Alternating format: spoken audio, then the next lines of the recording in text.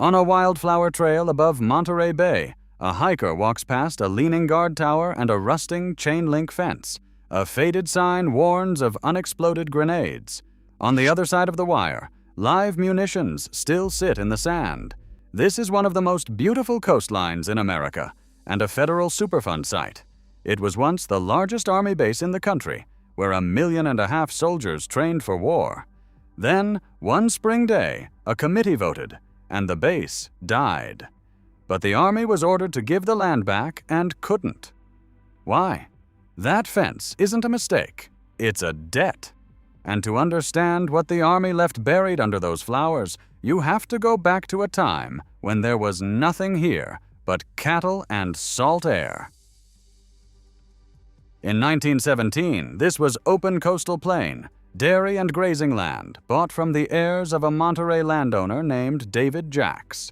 The Army purchased about 15,000 acres and called it Camp Giggling, a place where cavalry and field artillery from the nearby Presidio of Monterey could ride, maneuver, and fire without hitting anyone. There was nothing permanent about it. Tents, open dunes, and a view of the bay so good that soldiers would talk about it for the rest of their lives. The name came later. In 1933, they renamed it Camp Ord, after Edward Cresap Ord, a Union general who had surveyed early California long before anyone thought to put a rifle range on it. By 1940, it was Fort Ord, and by then, the tents were disappearing because geography had made this place too valuable to leave as empty ground.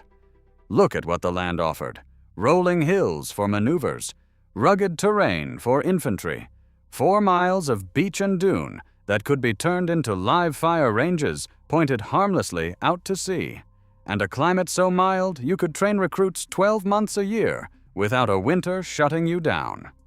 For an army that suddenly needed to turn ordinary young men into soldiers by the hundreds of thousands, this was close to perfect. So they built. Between 1940 and the 1960s, a permanent city rose out of the sand: barracks, mess halls, a sewage plant, administration buildings, motor pools. The base swelled to about 28,000 acres, roughly 45 square miles, sprawling from Monterey in the south to Marina in the north. The 7th Infantry Division moved in, and in the frightened first months of the Second World War, actually patrolled these beaches against the possibility of a Japanese landing that never came. Here's the part worth slowing down for. Every advantage this place had came with a hidden cost that nobody was thinking about in 1940. That beautiful beach they used as a shooting range would one day be filled with lead and unexploded shells. That perfect open training ground would one day become the most expensive kind of land in California to simply give away. The Army was building its future prison and calling it a fort. You can see the contradiction in a single building. In 1943, on a bluff overlooking the Pacific, the Army completed Stillwell Hall, a soldiers' club and recreation hall of about 52,000 square feet, named for General Joseph Vinegar, Joe Stillwell. It was gorgeous. It was also doomed from the day it opened.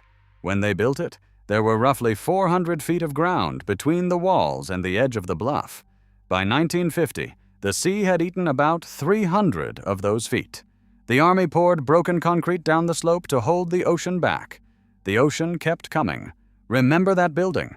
It tells the whole story in miniature, because that was Fort Ord's real weakness, hiding underneath its greatest strength. The place existed to process human beings for war, and it did that better than almost anywhere in the country. It sat on land the ocean was slowly reclaiming, and the state was rapidly making priceless. It looked like permanence. Concrete, gates, a whole division, a club on a cliff. It was anything but. For now, none of that mattered.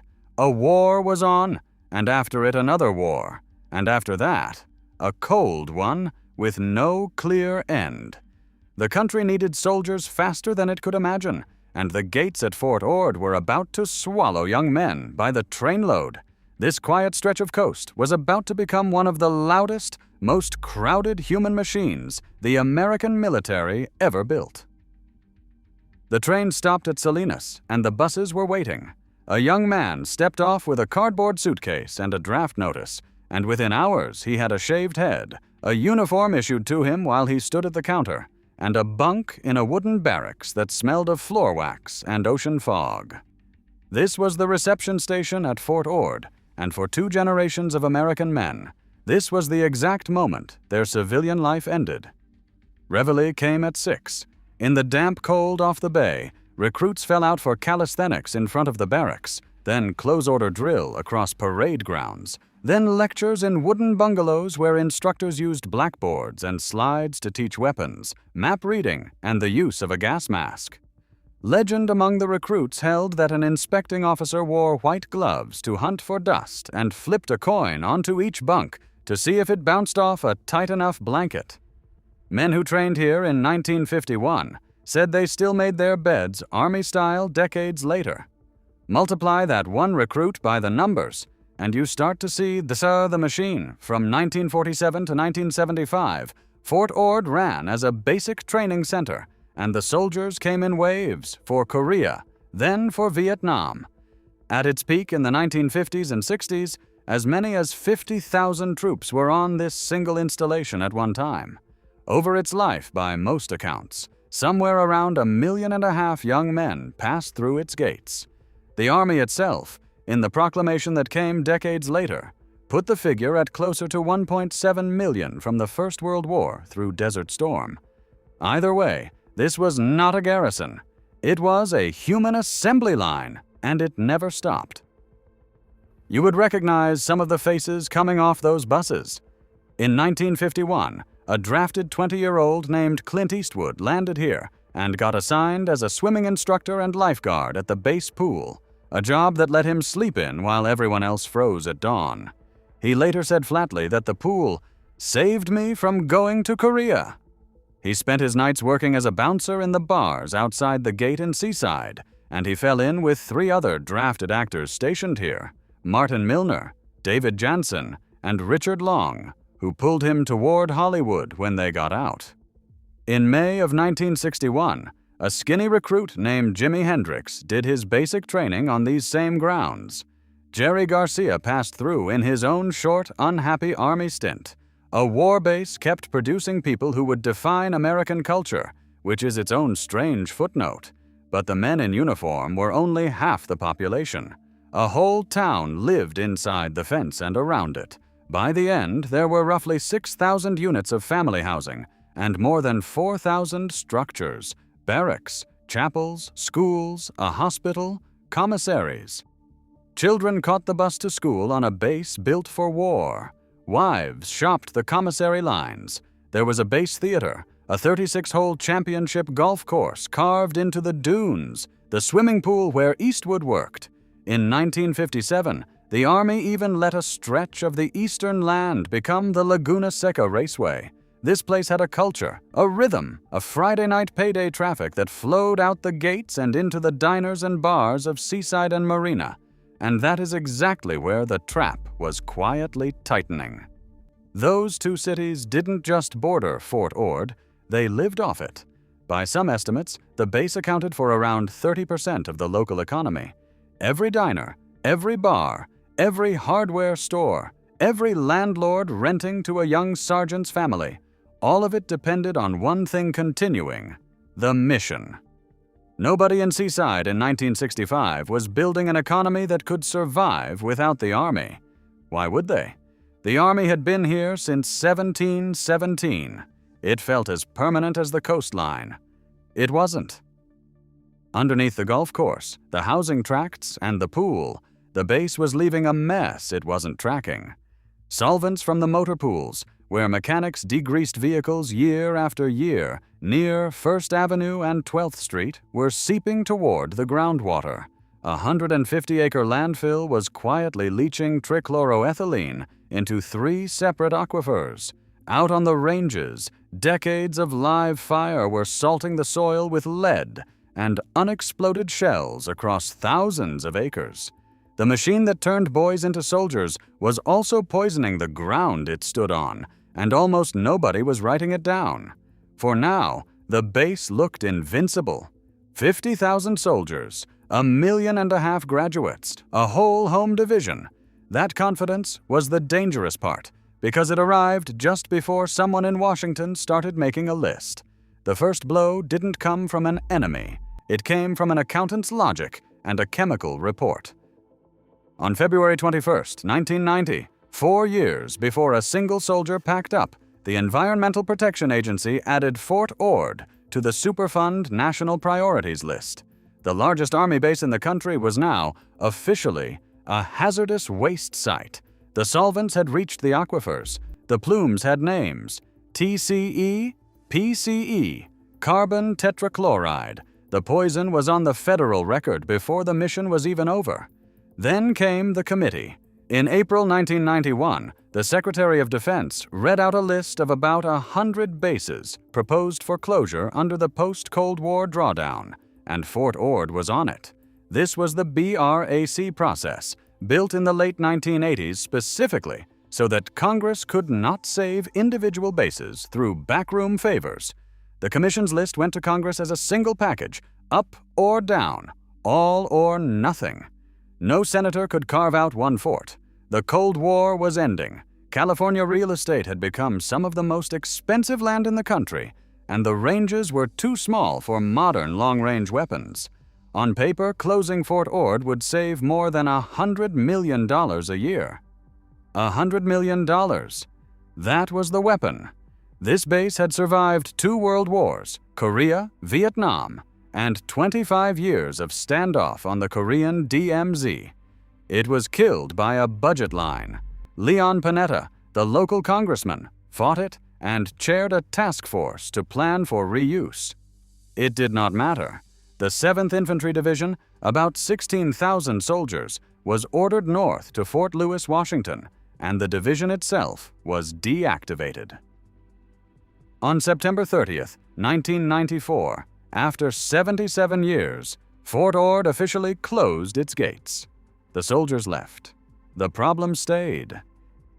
Here is the cruel twist the Army walked into. It was supposed to hand this land back, to the state, to the cities, to a new university. But you cannot hand someone a beach full of live grenades. Roughly 8,000 acres of former range, an impact area of around 6,500 acres, was so thick with unexploded ordnance that it had to be fenced and posted rather than transferred. A munitions manager named Lyle Shurtleff spent years driving that ground in a government jeep, radioing his position in case a tour turned explosive, past leaning guard towers and grenades lying in open sand. The cleanup that was supposed to unlock the land instead swallowed it. Costs climbed past $330 million. Munitions removal alone projected near $187 million, and the work stretched on for decades. As late as 2021, the EPA could delete only about 12,000 of the site's roughly 28,000 acres from the Superfund list, less than half, done after 30 years. Meanwhile, the town found out what it had really been. When the base closed, the region took a hit estimated at over $500 million. Seaside and Marina, which had leaned on that federal paycheck for generations, watched the engines switch off.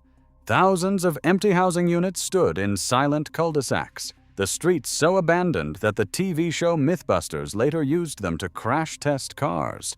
Wooden barracks rotted into what officials openly called blight. For all the redevelopment promises, only about 4,000 jobs came back against a hoped-for 12,000. Marina's mayor, Bruce Delgado, reportedly knelt and kissed the dirt at the groundbreaking for a new movie theater, calling it almost a religious moment. That's how starved the afterlife was.